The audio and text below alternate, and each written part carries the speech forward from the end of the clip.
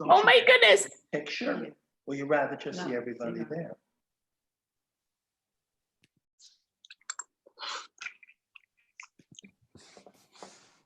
What's this? Is this lavender? I don't know. Please.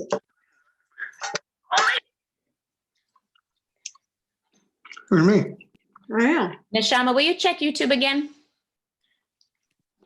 Because I think we are actually live on YouTube, ladies and gentlemen. Ah! What is that? Oh my gosh, I just made it gallery view. Look at all these amazing faces. This is so fun. No idea what. So great. So I can see a lot of you now. We're going to start in a few minutes, but I'll just say my name's Kim. This is Improbable Comedy. Some of you have been to our shows. Some of you live far away, and so you've never been able to come to our shows. And some of you, maybe this is the first time you've ever even heard that we have shows. So we're excited to have you all here. If you would like to be unmuted, just give me a little wave because I can see a lot of you now. Like I see Andrea out there. And would you want to be unmuted, Andrea? You want to laugh? Are you in a place where you can laugh? There she is. Sure. All right. You got some Can you see more than this people? I can see a lot of people. What does it say, Ann, on, You can see a baby. Oh, yeah.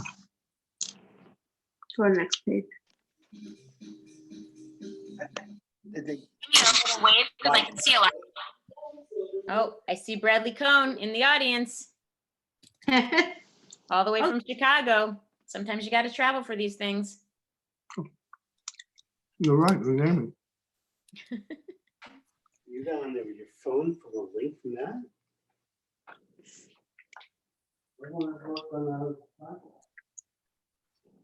All right, so we should, we have some more people coming in. What? Amy's here. No, she has me unmuted.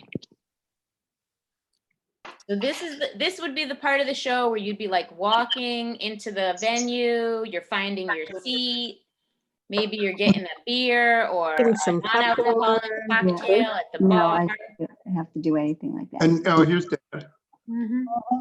You're saying hi to maybe people that you never met before. You're like, hey, are you excited for the show? Me too. They're eating it. You're saying, how did you hear about Improbable Comedy? And you're like, oh, I've been dying to come to Yeah, Improbable I didn't Comedy do it show like for that. so long. You're in Zoom cloud meetings. I didn't do that.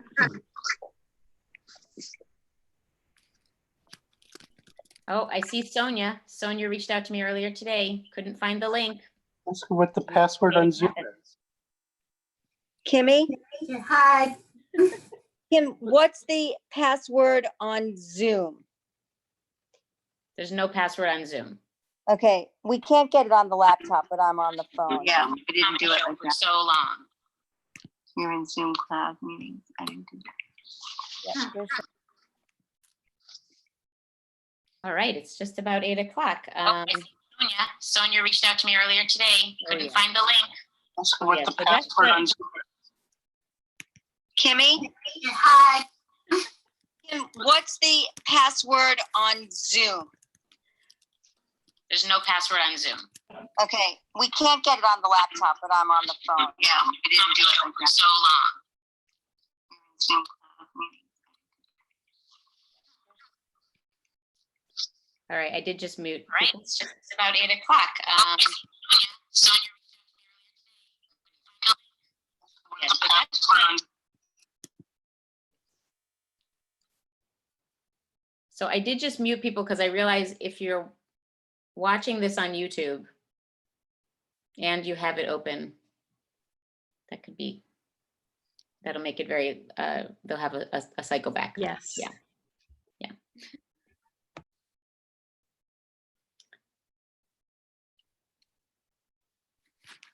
All right. Do a space. Oh, you cleared it. Here. Okay, so we did mute most of you. I just want to check in with the comics and my team up there, Pete and Neshama. Simone, Che, I'm just going to unmute you guys for a sec. Or can you unmute yourselves for a sec? Hello. Hello. Hi. All right, so that'll be good. Yeah, that'll be good. Okay.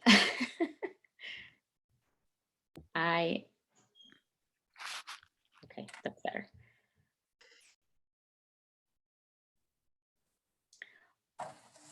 All right, I'm gonna take a quick look at this chat, just make sure there's no panicking. Oh, there, Neshama, you're so good. Okay. Okay. So welcome to Improbable Comedy, our stay-at-home edition. My name is Kim Lavone. I am the producer of Improbable Comedy. You can give a shout out, a little. Whoop, whoop. We're very excited. So obviously this is a serious time in the world, but we are doing our part, and this is going to be seriously funny. And that's our goal, is to give everybody a chance to have a break and a little laughs and think about things in a little different way. We love our comics and we love bringing people together. So we usually do that live in Silver Spring, Maryland, but tonight we are bringing it to you on Zoom from lots of places in the world. So very excited. Okay, we are streaming the show on YouTube, and we're also, are we recording? No. Have a break and a little laughs and I'm recording. Okay, now we are recording. So now we're recording and we're streaming. So why is that important? On the off chance that we happen to pan the audience, if you are in the witness protection program or do not want your identity to be revealed, feel free to turn off your video. I don't think it's going to happen, but boy, that would really upset things. Or change your name on whatever. Yes, you can hide if you want. But otherwise, yes, so we're excited to do this show. This is our first show that we've ever done on Zoom. It's our first virtual show, but our same great comics and same great team bringing it to you. So hopefully you will thoroughly enjoy. Okay, couple of pieces of housekeeping. We were gonna unmute some people because we know some people want to sort of share, but now we realize that some of you are watching it on YouTube and there's going to be a little delay and some cacophonous sound. So if you are watching it on Zoom and there's nothing else going on in your house and it is silent in your house and you're just going to laugh, you can give us a little thumbs up with your reaction button, and we'll try again to unmute a few people. Otherwise, I think, yeah, you can see Neshama's demonstrating how to give your thumbs up with your reaction button. So ways you can show love to the comics during the show, since laughing might feel a little funny. You can certainly write something in the chat like, LOL, that was hilarious, or I love that joke about feet, or whatever it is you want to say in the chat. You can use your reaction buttons. If you've never been on a Zoom call, feel free to explore those. There are basically two reactions. Either you like the show or you're clapping for the show. So those are two choices. And of course, many people got free tickets, which is awesome. Very happy that you were able to join the show. If you would like to contribute and have the means to contribute, you can Venmo at Improbable Comedy at any point before, during, or after the show. And of course, Yeah, we can. we pay our comics and the production staff, so it all goes to a good cause. What else can I tell you? The show's going to run about an hour. We have 3 live via stream. We have 3 live performances, and we also have 2 pre-recorded sketches. So that's new for us because we've never done something like that before. But we're hoping it'll go smoothly, and that you will love the show. And we're just tickled to put it together for you. So the only thing I have to say is, I know there's a lot of people out there, a lot of personal friends of ours and of mine and the comics and of my mother's. So I just want to give a shout out to everyone that my parents and my in-laws told about this. There are enough Jewish people in this crowd right now that we could have a bar mitzvah right now. But instead, we're going to have a comedy show. Okay, so let's just get things started. I'm going to introduce your first comic of the night. He's a favorite performer of mine and of our audience here in Silver Spring, so I know you're going to love him. Please put your hands together, or your virtual hand or your chatting hand, for Simone. All right. How are you guys doing? Can you hear me? You guys hear me okay? Yeah. Perfect. Yes, I'm Simone. Happy to be here. Thank you, Kim. Got to give credit to Kim and the team. This is a tremendous effort. I think this is going to be fun. And, you know, I'm happy to be here because I know I have a job, so I should be grateful. But my day job sucks, guys. Let's face it. I do nonprofit work during the day. I do stand-up comedy at night, double nonprofit, right? It's pretty tough. But, you know, there are some actual good things about this quarantine. The benefit for me anyway, and I'll speak personally, I have a 1-year-old girl. I'm pretty sure she's mine. And I've actually been fortunate enough to witness very important, you know, milestones in her life. You know, I saw her take her first steps. She was able to say her first words. And I actually was also able to witness the first time she shat on my keyboard. It's fantastic. So special. This Mother's Day, I know where to go in the Hallmark section. It's going to be something interesting. So memories. As Kim mentioned, I am originally from downtown Silver Spring. I actually see a buddy of mine on this, someone I know from Silver Spring also. You know, of course, when I say I'm from Silver Spring, that's my way of telling you that I'm Ethiopian. And it's a little bit redundant. I'm one half Ethiopian, other half really Ethiopian. I'm so Ethiopian, I am my own cab driver. That's how Ethiopian I am. Oh, wow. I did a 23andMe, kind of like Senator Warren, got my envelope back, no letter inside. You know what it was? Just injera bread and a taxi license, 100% Ethiopian. True story, before the quarantine, I actually went to a DC parking garage, because of course that's where we be as Ethiopians. And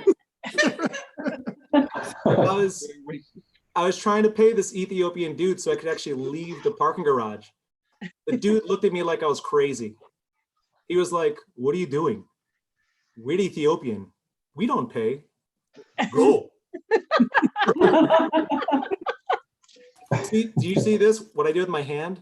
That's what I like to call African elephant arm. He's like, "Go." Now, you know, I could complain, but I also saved $25. You know what I mean? Like, that's better than switching to Geico. You know what I mean? That's pretty good. Oh, yeah. So as I said, I'm Ethiopian. My wife, yeah, I'm surprised I'm married to a woman also. So I'm married, she's actually Polish. So the jokes write themselves, apparently. She did take my Ethiopian last name. She is now Mrs. So exciting. English translation, Wakanda forever. So cool. You see them? Yeah. you know, this is absolutely true. We actually met on DC's favorite dating site, LinkedIn. She endorsed me for project management. I'm like, "Oh, you're the one." That was good. Yeah.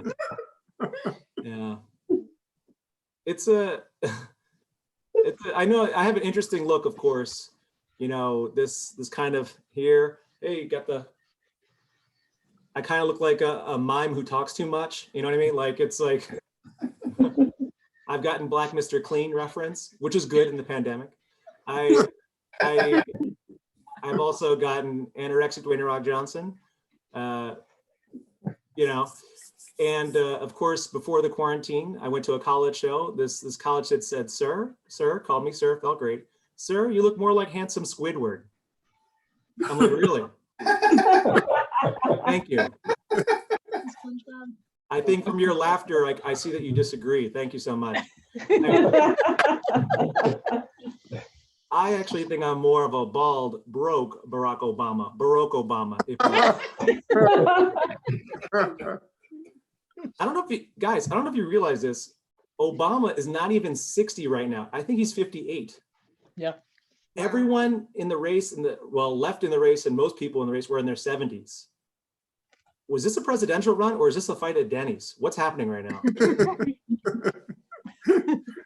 Obama is bored at home. What's he doing? Watching Netflix shows that he produces? He's at home, you know, just clicking the channel, you know, the channel selector, And his wife is like, come on, Barack, let's go to Soul Cycle. He's like, I don't want to go. By the way, all light-skinned black guys can do Obama's voice. It's contractual. I think Obama has another career ahead of him, specifically as a weather guy on the Today Show. Can't you see that? I could totally see that. I could totally see it. Like, good morning, America. It's your boy, Obama. You want to know the weather? Let's go to this map. West Coast, it's going to be hot. It's going to be real hot. You might even say caliente. Mucho caliente. Over here, Midwest, there are going to be some twisters. Upside down mobile homes. We're going to call this Fox News. All right. East Coast, it's going to be wet. It's going to be real wet. Right, Michelle? It's going to be predictable. There are going to be some thunderclaps. We're going to call this Nancy Pelosi. America, once you look at yourselves in the mirror, just know you're going to have a good day. Just say, yes, you can. Now let's go local weather in your neck of the woods. Obama, out. How fun is that? Isn't that fun? That's not bad. I could totally see even this current president trying to, one up Obama. Can't you see it? Good morning, America. It's your boy. Okay, I'm not going to do it. I can't do it. I can't even Do follow it. through. Okay, here we go. Because basically, okay, here's Trump. He's always like, all right, people, gotta do this, okay? All right, people. I like the blacks. That's why I call them blacks. That's what I'm gonna do. Okay. All right. Okay. The weather. Okay. The weather. All right. West Coast. It's gonna be liberal, really liberal. Midwest. Midwest. Gonna be Fox News. Good people. Good people. East Coast is gonna be dry. It's gonna be real dry. Right, Melania? This is a wholesome show, is what I'm trying to tell you.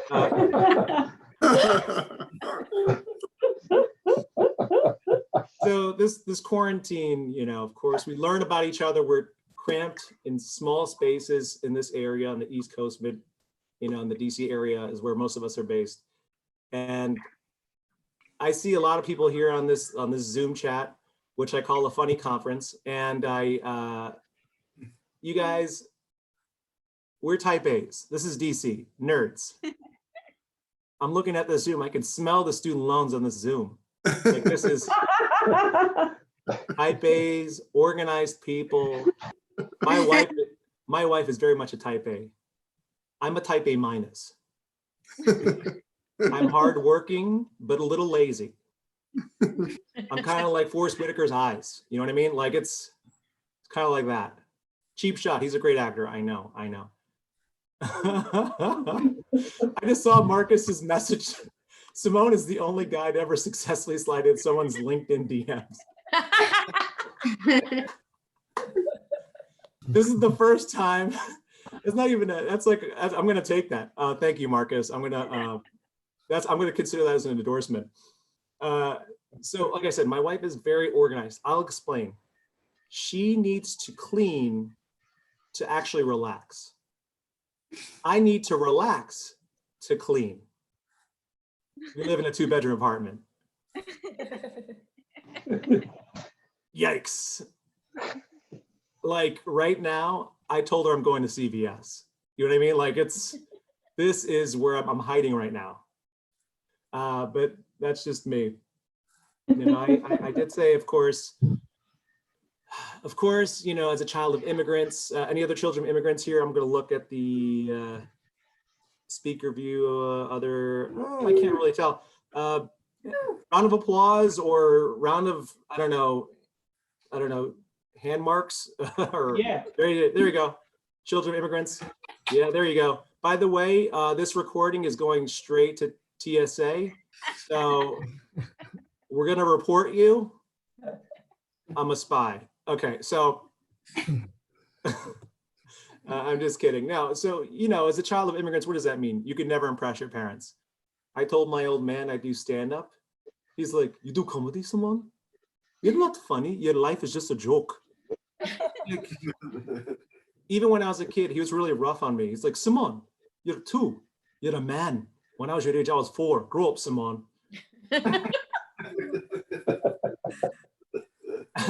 You know, this is absolutely, someone actually had the nerve to say, Simone, you're a child of immigrants. Your parents ever beat you? I'm like, are you serious? My parents didn't just beat me. They had finishing moves. Are you serious? My old man's big ethnic move was the ethnic elbow. Are you kidding me? Like, you could hear my mom in the background, finish him. I'd be like Mortal Kombat, like, ooh. True story, absolutely true story. I've only seen my father cry once, and that was when Joe Jackson, Michael Jackson's father, died a few years back. He loved Joe Jackson, loved it. He used to point with his ethnic finger, which everyone knows your middle finger, to Joe Jackson, like his picture in the living room. He'd be like, that's a good man, Simone. That man beat his kids to success. He beat his kids so those kids can go to the next level, Simone. Simone, he hit his kids so hard, they walked backwards slowly.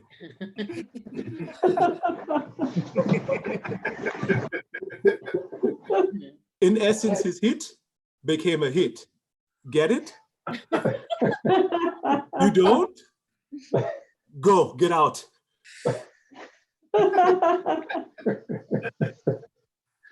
Yeah. I think one of my favorite characters on the scene politically had nothing to do with his politics was, of course, Bernie Sanders. Because, you know, Bernie Sanders always looks like he just missed the bus. I love that. What happened? What happened? What happened? I don't know. What happened? What happened? Every time he talks, his hands get higher and higher, like he's conducting a symphony. Have you noticed this? Always check, please. I don't know. Like, if you want to piss off Bernie Sanders, take him to a library and then shush him.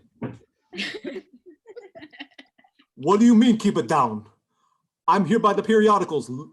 Leave me alone. Like, this is what it would be like. I think, like, first off, I don't know if you guys should know this, right?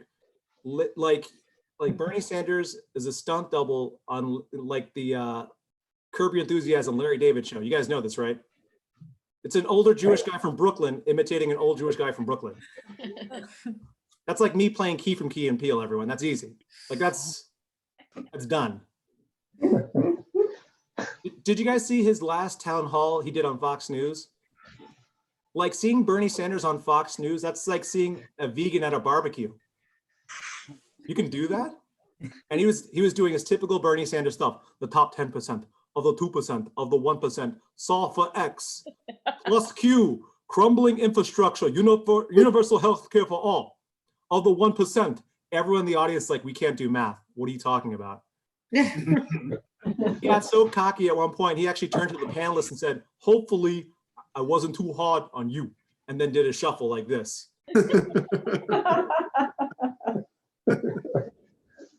You guys are great, man. This is so fun, man. This is really fun.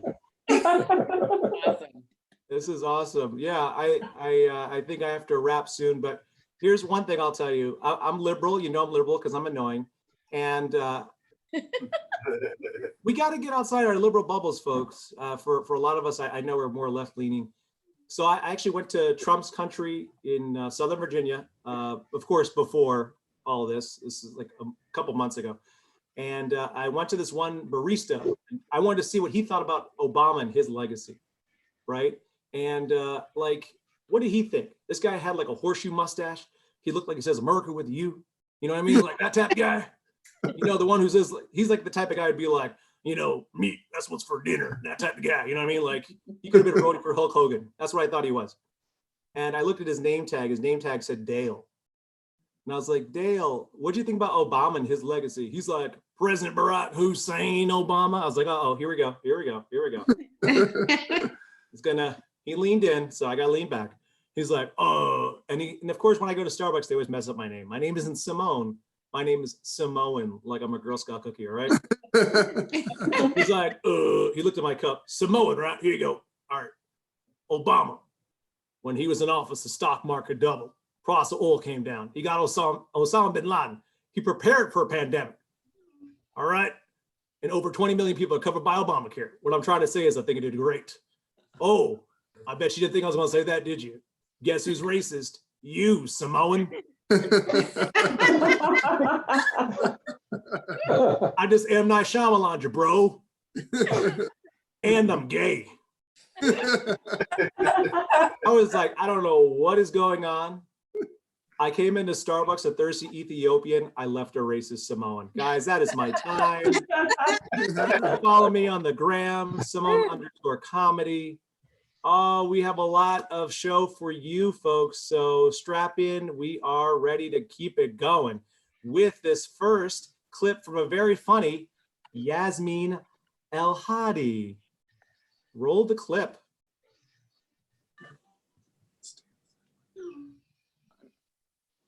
It is rolling. Yeah, hold on, we're on it. Yeah, It's coming. There we go. Yasmin, where you at?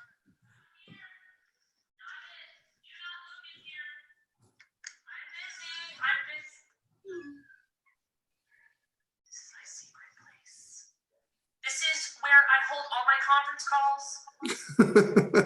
Videos, get away from you, all of you.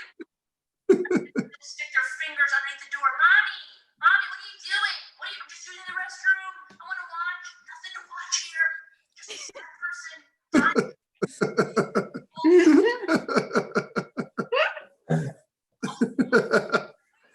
And no one, all of the employees, every single one of my colleagues, I promise, the whole board. My other son decided to break in and unroll an entire roll of toilet paper that's worth more than his life. Platinum. I don't know what to do with that. I can't give that to guess. What guess? Very slowly.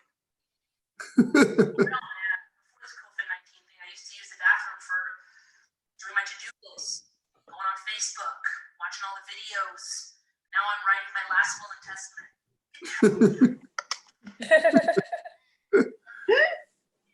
Oh, that was awesome. Yay. I think a lot of us have a similar hiding place for a variety of reasons, I'm sure. Not just kids. Well, this next performer who's here, she is hilarious. She actually hosts a pandemic pleasantry show. She recently got into Rubber City Comedy Festival. Keep your hands going for the very hilarious Hedi Sandberg. Yay. Woo. Thanks, guys. Thank you, Simone, for the intro. I got to a comedy festival and they're like, you're in, but we don't know when it's happening. So we'll keep you updated. And I was like, well, that is very reassuring. So we'll see what happens with that. Guys, I'm so happy you're here. I'm sorry we can't be together in a show. I feel bad about that. But I don't feel that bad though, because this isn't my fault in the slightest. I'm fine. I think there's a lot of different opinions about whose fault this is. I was at a grocery store a few weeks ago, if you guys are familiar with that. And I did that thing that women are never supposed to do. And I made eye contact with a man. So I'm sorry for doing that, actually. Both in the checkout line, we both looked at each other and I was like, oh, sugar, here it comes. He took this opportunity. He's like, I'm going to talk at you. And I was like, I know you are. So he goes, well, this is just ridiculous. And I was like, oh, he's talking about the pandemic. And I was like, yes, it is ridiculous. And he goes, China ought to be ashamed of themselves. And I was like, well, I mean, no one could foresee this happening. It's just a huge thing and we have to deal with it. And he goes, they owe us an apology. And I was like, all right, bruh, listen. I chose this line because it's very long and I just want to read Us Weekly, which is my only news source. I'm trying to see if Brad and Jen will get back together because it's been 900 years of this back and forth stuff. So please stop. And we just looked at each other for 30 seconds. And then I just kind of moved the magazine in front of my face. I was like, this should put this whole thing to bed. This is fine. So now I use Instacart instead, just avoiding eye contact. And there was a lot of panic buying. Did you all panic buy? Like you can like nod your head because I have everyone in gallery view because I'm just, anyone panic buy? A few not, nice, all right. I didn't do that at all actually. Like I know it was what like toilet paper and canned goods and like bottled water everyone was like trying to like get their hands on. Right, so I didn't do that because in my head I was like, how come y'all don't have a stockpile of toilet paper already? You guys not steal from work on a regular basis? Where it's the miscommunication. Like, what's the point of having a job if you're not gonna do that? I'm not understanding what that is. Like y'all would get up and leave at the end of the day. I would like get up and go to the bathroom with an empty backpack, came back and it was full, you know, so I feel fine for this quarantine actually. Actually, the only thing I kind of like, I did stockpile, or like panic bought was prescription drugs. I was all over that. I called my gynecologist and I was like, here's what I'm thinking. I was like, give me some of that UTI medication. Let's do some yeast infection medication ×4, probably just in case. Throw in some herpes meds, just because you don't know. I'm just saying I may have been a little reckless in my day. And what if it's been lying dormant and all of a sudden during a pandemic, it's like, what's up? Here I am. So I'm trying to think ahead a little bit. Okay? All I really care about is just having a healthy vagina. That's just my main concern for myself. That's what I want to do. But I only see my gynecologist. I haven't seen another doctor in years, actually. Like every time I see my gynecologist, I'm like, hey, when you're done down there, can you just check my eyes, maybe? Something has been blurry for quite some time, getting a little nervous about it. Whiten my teeth while you're at it too, maybe. Just I see some bills back there. We can try some of those. I don't know. Was it? I'm alone during this time. I'm single. I also have a studio apartment, so I feel very fine about that actually. Are you guys quarantining alone or just, well, I see some couples, so no. Okay. I've always enjoyed my own company. Like I am a very extroverted person. I really enjoy being social. So when this first happened, I was like, oh, what a bummer. Because I used to be out every night, like doing shows and going to bars and seeing friends. So it was kind of different for me to have to adjust to this. But also at the same time, like when I feel like I need people, pick up your phone, like just scroll through Instagram. That's all you really need to do. That's fine. I had some friends, or like I had a male friend who was kind of concerned for me. He's like, Hedi, are you sure you're okay though? And I was like, yeah, like I'm fine. I like my alone time. I enjoy this. He's like, no, but like, I mean, are you really okay? Because you're alone. I'm like, how are you doing, you know, sexually? And I was like, whoa, bruh, okay. I don't know if you heard, but I may or may not have herpes. So sexually, I'm fine, actually. Thanks for the concern. But then I was like, I feel like you should be more concerned because aren't you the married man texting a single woman at 11 p.m.? I was like, you should check your quarantine. You talk to me in 3 months when you're divorced. We'll see how that goes. No, people are like keeping busy doing different projects. Are you guys doing like house projects at all? No, someone's like, hell no. My parents were like, oh, we're gonna recaulk the kitchen sink. And I was like, what does that even mean? I had to Google it earlier today so I could make sure I said it right. I don't know what that is. I live in a studio. So we're doing house projects and like going on Facebook being like, look at this bread I made. Oh my God. Or like, look at this puzzle I made. I'm like, that's ages 4 to 6. That's not an accomplishment. But I have gone a different route, actually. I'm not doing any of those things you see. What I like to do every day is I like to wake up and live in a fantasy world. Yeah, that's right. You guys try that, okay? No one needs that much bread, okay? I'm like, why would I try to learn a second language when I could just lie in bed, stare at the ceiling and pretend like everything is okay in here? There's this one fantasy I kind of like keep going back to a lot. And I guess you could say it's when I don't know, everything's back to normal. And I'm on stage, I'm at a show and it's like sold out crowds, standing room only. So Simone, Shay, you know, that's a comedian's fantasy 100%. And who is in the audience? None other than R&B singer Trey Songz. Nice. Simone, yes, thank you. I feel like only a few people really know who that is. So let me give you a little snapshot, okay? Trey Songz is an extremely attractive man. He has a great singing voice. He's also a millionaire. Most of his songs kind of sound like, I am so good at sex. Like that's just what he sings about, okay? So for whatever reason, he decided to come to my show at a basement bar, and I'm not arguing with it. Also, Trey Songz, if you weren't sure, is a stage name.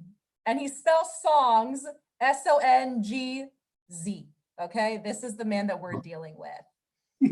So I get on stage and I'm like, I'm gonna roast this guy. So I was like, hey, Mr. Songz, you're so stupid, you can't even spell your last name. And he thought it was hilarious because that's how you roast someone. Tell him, Simone, that's how you do it. So after I'm done with my killer set, the sexiest man in the world comes up to me and he's like, hey, I just want you to know that you are so funny and different, and as much as I would like to pleasure you again and again and again and again, because I'm extremely capable, like I imply in all of my songs, I just respect you and your craft and your obvious work ethic way too much to only give you one night of intense pleasure. Also, you're very pretty. So I am not sure why in my own fantasy, one of the sexiest men, Google him after this, doesn't have sex with me and instead ends up respecting me. That's my contribution to feminism. Still fighting the good fight. You're welcome. Little girls everywhere. Tell your daughters I got their back, okay? Yeah, we got it. Guys, I have a lot more time to fantasize now because I was unfortunately laid off from my job. That did happen. Yeah, bummer. Normally, I could like fantasize for like, I don't know, 7.5 hours a day, but now I have a full 8 to devote to it. So I feel a little bit grateful, actually. I'm also a little bit grateful for the layoff in the sense of, you guys ever have a coworker who texts you every day about the outfits you're wearing? No, was that just me? Okay, well, let me invite you guys, okay? What happened was, to give full disclosure, because I did invite this guy to the show, so sorry. I flirted with him first, okay? So, but this is like just for 2 weeks only, like back in December, like back when COVID was like just in China and the whole world's like, I don't give a fuck, like back then. But I'm just saying you learn your lesson because if you don't act soon enough, you will be paying for it. And I had to learn that like twice, apparently. I don't know. So this guy, I think I initially flirted with him because he's my type, to say the least. Like he's tall, has a great body. And I know he has a great body because the second I gave him my number, he sent me 10 shirtless pictures, which I immediately forward to all of my girlfriends because that's what we do with your little male pictures. Okay, relax. I think I also liked him because he's actually a little bit stupid. Yes, that is actually a really big turn on of mine. Like, I like a guy who failed out of his second year of community college. I'm like, oh, I feel like it like keeps them humble, you know? And he also would send me a lot of videos of him working out, which is a turn off of mine. I don't like that. I believe you work out. I don't ever need to see you do it. So one of these videos he sent me was 10 minutes long. Yeah, I have been unemployed for 6 weeks and I have yet to find 10 minutes to watch this guy just work out. I will never find the time I can do that right now, okay? I'm gonna read you guys some of the poetry. If you get ready for this. Don't take notes because it'll ruin your life. Okay, one day I came in and I was wearing a black skirt and a light purple cardigan, like, normal work human clothes. And he said to me, hey there, beautiful. Loving that black mini glasses smiley emoji. The lavender sweater makes me dream of blossoming tulips in May. I feel like he was kind of going for like the really bad romance novel that takes place in like the 1800s. Like one where like the man's dick is like referred to like his raging thunder. Like that's what I was getting from this. He continued on, he said, always remember, Your long, beautiful legs are an asset, never a liability. Now, I don't know what that was. I'm 6'2", so I have amazing legs. Thank you. And I've gotten like a lot of compliments, like, "Hey, like nice legs," like when I'm walking down the street or something. But like this was so different. And I saw the word liability, and I was like, "Wait, should I get leg insurance? Is this a thing?" Should I like that's where my mind went. So I responded with LOL because I had no idea what to say. And then he responded with a heart. So I think that backfired on me, actually. One day I came in and I was wearing a red dress. And he said, "Good morning, pretty. Coming in here in red, looking all Valentine's Day ready, heart, cat, eye, smiley emoji." Yes, I did wear red very close to February 14th. Not because I dress on theme, but because I own 6 work dresses. That was in the rotation for the week. There was no reason behind it. That's why I did it. Guys, he bought me a Valentine's gift, which was super weird at this point. And he texted me the morning of and he's like, "Hey, I got you something. I put it under your desk." And when he said under my desk, he didn't mean like on the chair pushed in under my desk. He meant on the floor, like where my work shoes sit under my desk. And it was a heart-shaped box of chocolates. Yeah, super cute, super weird. He wrapped it in a plastic CVS bag. So, so much time and effort on his part. Also plenty of skill, clearly. He also put the price tag on. So I am happy to announce he thinks that I am worth $4.95. I don't know if that's with or without tax. I have no idea. I'm not sure. Okay. Guys, I was getting concerned because we both got laid off on the same day. And I hadn't heard from him for a few days. Like there was no shirtless pictures. There was no like workout video sent. I was like, did he kill himself? Like, ugh. Like, so I was like, let me check on him.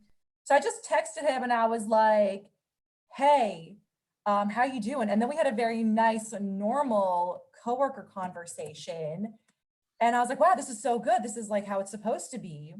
Until he ended it with, "Let me know if you need anything, ... Netflix and binge can be so monotonous. FYI, I'll make myself available if you want to swap out the binge portion for chill."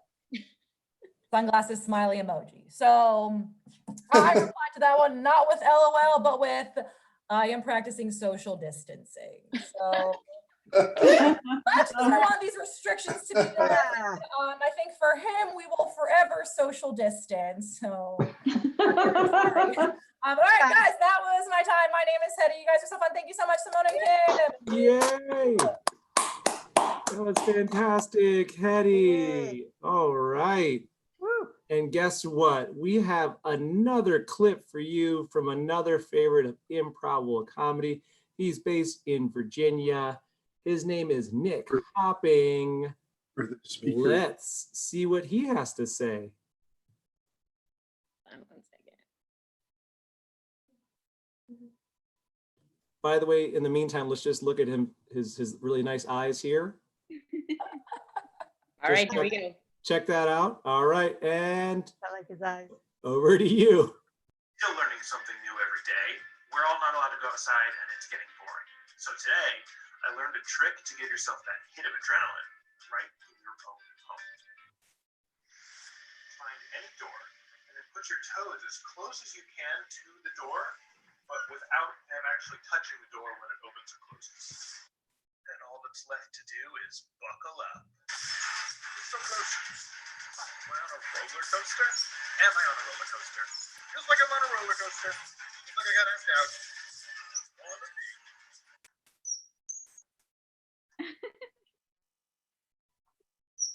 I think we're all gonna be okay.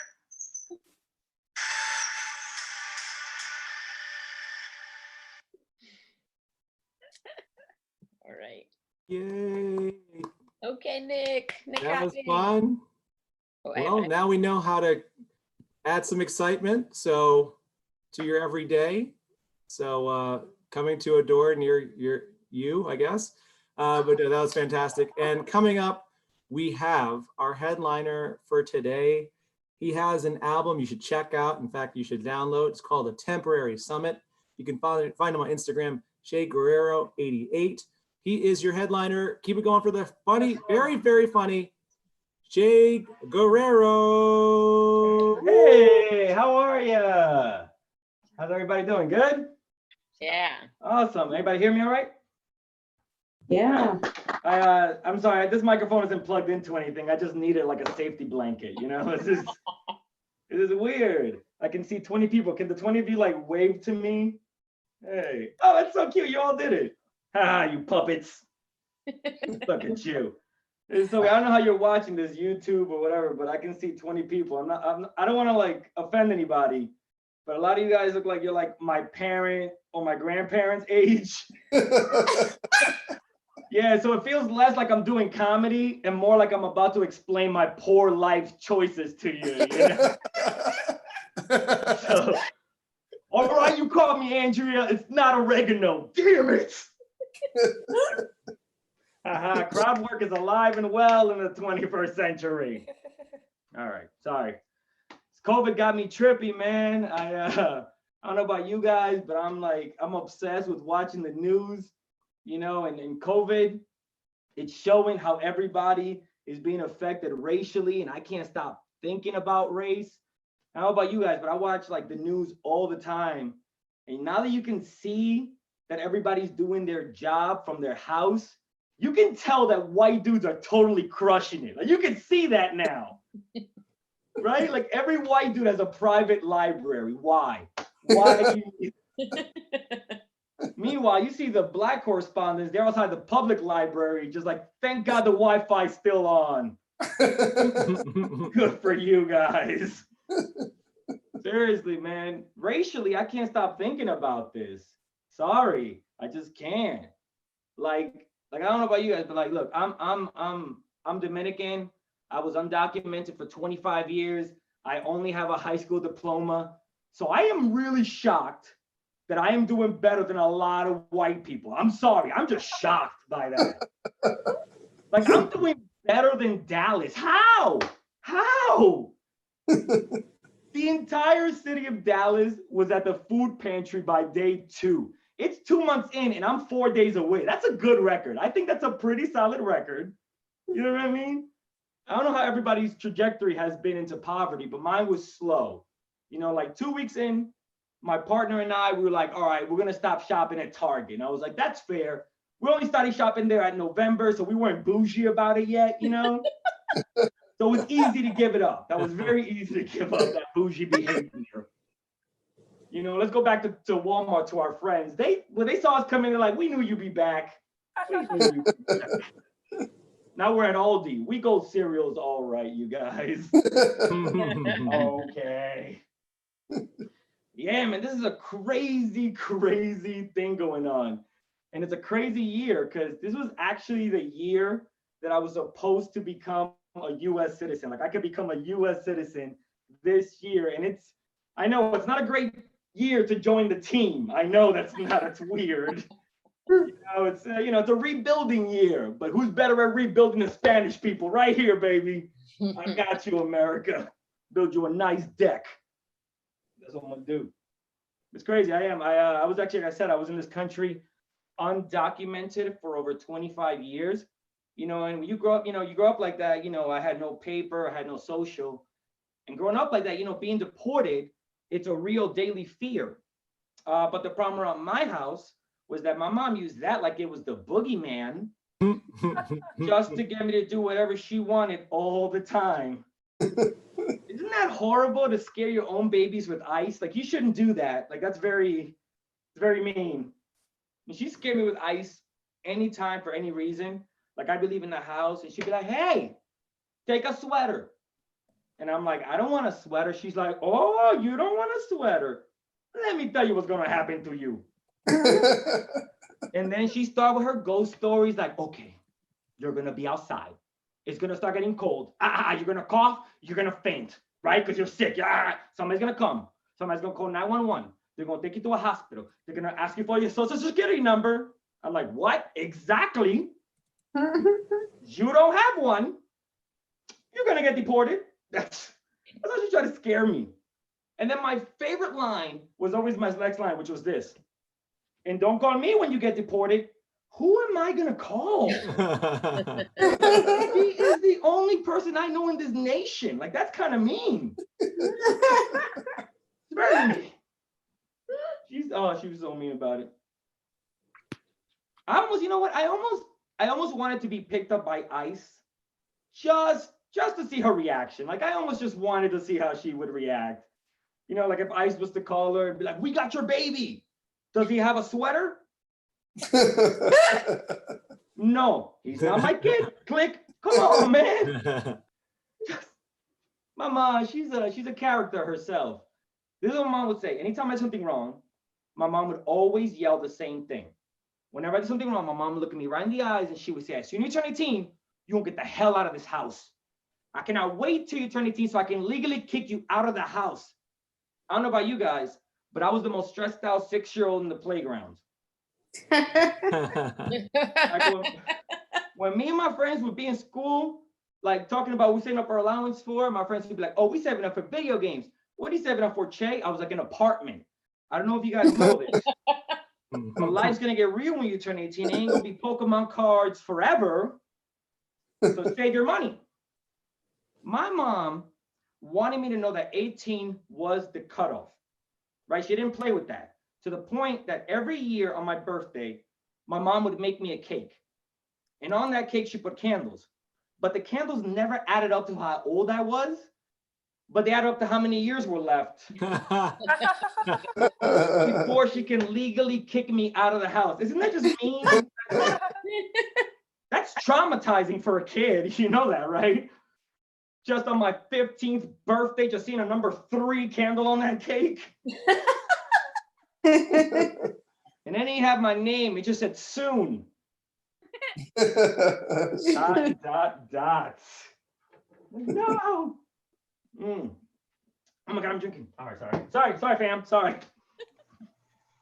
Yeah, man. Yeah. So during this pandemic, you know, it's crazy. You got to really think about who you're connecting with and you're reaching out to. That's always very important to do. But you ever try to connect with someone and it just doesn't go right? You're just like, "Oh, that hurt." That happened to me after a show before the pandemic. I was coming out of a show and there was like this white guy hanging out outside and he was like, "Hey man, you were really funny." And I was like, "Thank you, I appreciate it." He was like, "Hey, was it true about you being undocumented and everything?" And I was like, "You know what a great moment to teach someone." You know, so I was like, "You know what? Yeah, man, that really happened to me. I was undocumented. I couldn't get a good job. I couldn't go to college. I have 2 kids and a partner. And because of that, I just feel like I can't provide for them adequately." And then he goes, "Oh, have you tried a tracker app?" And I was like, "What do you mean, for injustice?" Because all brown people already have a tracker app for injustice. It's called Experience. You see, we just write it down and we make a note of it. And he goes, "No, I mean for your finance. Because you were saying you can't provide. Maybe it's the way you budget yourself." And I was like, "This guy, what? You didn't hear what I just said?" And he goes, "Come on, bro, download the app." I did it and I paid off Georgetown in 8 months. And I was like, "Oh, I'm going to choke this guy. I am going to choke this guy." I was like, "All right, I'll download it." I downloaded the app and he goes, "Put how much money you make." And I put $1,200 a month. And he goes, "Put how much your rent is." And I put $1,400 a month and the phone exploded. It just took over. And he was like, "Whoa, that sucks." And he just kept walking, being white and unconcerned. And I was like, "That's nice. That is really nice. He gets to do that. That's cool." Oh, man. But yeah, here in COVID town, I'm with, like I said, my partner, my girlfriend. And we're trying to teach each other things and because we both know very different kind of things. Like she's trying to learn Spanish from me. And we were outside in our balcony and she saw a duck And she goes, hey, what's the Spanish word for duck? And I went, pato. And I was like, also, that's kind of weird because we also use that word like as a derogatory term for, gay men. And she was like, oh, okay. And she was like, what's that? And I was like, that's a bird.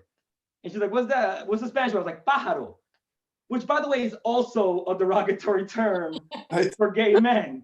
And I realized in the Spanish culture, everything that flies is a derogatory term for gay men, which is how much in Spanish culture you have to be a man that you can't even enjoy the beauty of flight without, you know what I mean? Like, by that logic, I'm surprised Spanish dudes even take planes. Like, that just should be, I would just picture every Spanish dad would be like, hey, dad, you should take a plane to see me. He'd be like, what? Me? Listen, I don't know how San Francisco has changed you, but I don't fly. Imagine me in the sky near clouds putting nuts in my mouth. Oh, no. Listen, I will walk to you like a man. Just what is wrong with you, you psycho? Oh my gosh. Like I said, I keep saying locked up. I'm not locked up. I'm at home. This is not the yard. I'm not doing jokes between reps. This is a nice place I live in. But yeah, I haven't checked the light. What do I got, like 4 minutes? Yeah, you're good for 4. You're good. All right, cool. Yeah, so my girlfriend and I, like I said, we're finding out a lot about each other. This is something she found out about me. She found out that I've never been in a fight. I have never, ever swung at a human being. I've never hit anything. I've never even played those games at the bar where you just see how I've never done any of that. And listen, something you should know about my girlfriend. She's very like a tomboy. Like she loves to like play sports. So when she found that out, she was like, oh, bro, you should hit me. And I was like, what? I'm sorry, this seems like a trap. I'm pretty sure the cops are not gonna freaking believe, oh man, she was asking for it. Like, that's not really how I want that to ever go down, ever. And she was like, no, like hit me in the arm, like right here, like, that meaty part, just to see. And I was like, look, baby, I am not gonna hit you for 3 reasons. 1, I love you and I would never do that. 2, what if I hit you and I hurt you? Or 3, what if I don't? Like, I mean, what if you don't even budge? Like, I'm just saying, it's a global pandemic. Things about to get real. I don't want you to know I'm weak now. I want you to know I'm weak on the other side, where like a 9-year-old is stealing my backpack. And I'm like, he was so strong. That's when I want you to know I'm weak. All right. I don't know. I'll do this. I'll try to do this last joke as quickly as I can. I don't want to take up too much time. I don't know how it's condensed. All right. This is weird. Just don't judge me. But my girlfriend and I, before the pandemic, we actually decided to open up our relationship and be able to see other people. Do you know what's worse than opening up your relationship before a global pandemic hits? That's like opening up your relationship before a global pandemic hits. There's like nothing worse that I can think of. I'm sorry. Do you know what it's like for us to be like, hey, we can see other people, and the government's like, you can see no other people. And I'm like, what? Dude, this was 2 years working it out. It was a lot of conversation. You can't just shut down the whole state. Do that to me. It's fine. We're fine. But it's crazy though. Like right before the pandemic hit, like she was crushing it. And of course she is. She's a girl. You know what I mean? She just has to step out of the house and go, I'm kind of free. And penises were flying from Australia at her. I'm like, whoa, that is a lot of mileage that penis took to come here. But anyways, when you open up a relationship, I didn't realize I was gonna have to start dealing with my insecurities most of all. So I had to realize like how to make myself feel better. Like if she went out with like a guy with abs, I'm like, man, I don't like crunches and I love bread. Whatever. I don't need abs. Who needs abs? If the guy was taller than me, I'm like, there are step ladders I can get. There's elevator shoes. Whatever. The only time I ever did get nervous was when she went out with a successful white dude. And I was like, oh, I can't do that. Damn it. I don't have a library. Ugh, like that time she went out with like a top shelf white guy. I'm talking about good job, good school, blonde hair, blue eyes. And I was like, Lord, I am done for. So you guys want to know something? That night, she came home early. Yeah, she did. And she was like, he was boring. And I was like, yeah, they be like that. I'm sorry. I don't. Why didn't you go out with Paul when you got Che at home? She was like, all his story was boring. It was all the same, right? He grew up in the same school, knew the same people, married his high school sweetheart. I'm like, I know. So boring. Listen to this story, right? It was Brooklyn, 1997. Biggie just got shot. The whole city's in uproar. I'm in the back of a Honda Civic. My mom's selling crack. Now that's a story Paul does not have. I can assure you of that. You guys were a lot of fun. Thank you, Kim. Thank you, everybody, for listening and watching. I really had a good time. Thank you so much. Hey. Awesome. Fantastic. Got to give it up for everyone here on the show. Shay, Hedi, keep it going for the people you've seen their clips. Nick, Yasmin, and of course, the super producer, Kim, and the team. Please give it up for everybody here and yourselves, everyone at home. That is all of our times. I'm going to turn this back over to Kim to close us out. Thank you, everyone. All right. What an awesome show. What a great first Zoom comedy show for us. Thank you very much for joining us for Improbable Comedy Stay at Home Edition. You can check out the chat. Nishama was good. She put all of the comics Instagram handles and other ways you can follow them in their bios. So if you want to follow them and keep track of where they're performing, they're going to be doing other Zoom shows, of course, during this crazy pandemic. And also, I'd like to say we did stream this show on YouTube. So if you know someone who might want to see it or didn't get a chance to see it, you can of course direct them there. It'll probably stay on our channel for about a week, and that is Improbable Comedy, which is on YouTube. If you love the show and you would like to tip your comedians or little generosity to your production staff, you can Venmo us at Improbable Comedy. And also I want to tell you, we have our next show already scheduled. This is very exciting. One of the shows that we run is called The Mother of All Comedy Shows, and it is an all-female lineup. Actually, Hedi was on it once, and it's a super fun show, and it is going to be on Saturday night, May 9th at 7:30. So, information at the same place you got this. We're on Facebook, we're on Instagram. You can get on our email list at Improbable Comedy. And we have a website, improbablecomedy.com. So thank you 10,000 for joining us tonight. Super fun. Let's give it up. One more virtual round of applause for Simone and Hedi Sandberg and Che Guerrero and the clips from Nick Hopping and from Yasmin Elhady. This was a great show. You were on the first amazing adventure with us. Thank you so much. Thank you to our great audience and everyone who spread the word. Have a great night, everybody. Thanks very much.